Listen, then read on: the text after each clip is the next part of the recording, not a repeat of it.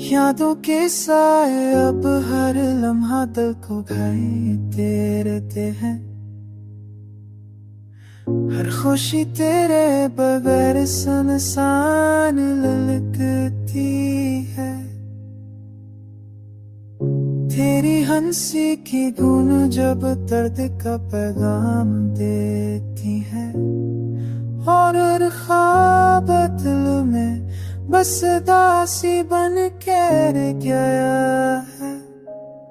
मैंने चाहा था तुझे अपनी दुनिया का हिस्सा बना लूं, पर तूने छोड़ दिया मुझे तन्हा और खाली हाथों के साथ है। और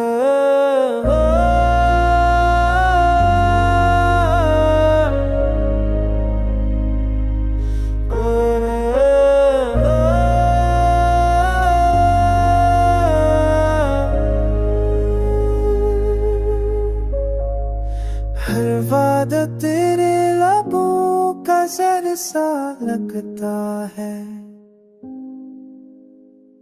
हर लम्हा तेरे बगैर दिल को और ज्यादा करता है। आजो आज तुझे अपनी दुनिया तक याद उठनी हो, तर कोड़े छोड़ या मुझे तुम और तई है या है।